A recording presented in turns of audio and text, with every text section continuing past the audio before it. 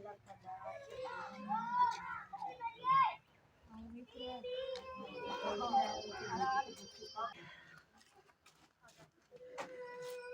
मेरा नाम जरा बीबी है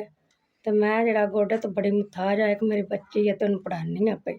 स्कूल पढ़ानी है पे 6वीं पढ़ती पे ना बूट लभदे ना जराबां लभदी तेरा मेरा काम करने ये बच्ची मेरी है 6वीं पढ़ती पे स्कूल पढ़ाओ क्या के गल नहीं तेरा मेरा काम करनी जना आज तो सीरीज आज नस गई है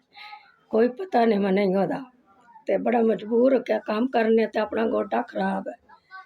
बंदियां दे घरां विच काम कार के तेरा मेरा ते बच्ची पढ़ानी है पे ते गोडे दी दवाई शवाई पे लैनी है नाल डिटरन होंदा कोई नहीं बड़ी मजबूर है निक्की पढ़ानी है पे गोडे तो मजबूर है दवाई जोगे भी पैसे कोई नहीं मैं तो मेरी धी बड़ा औखा टाइम पे कढ़ने आ अल्लाह दे आसरे ते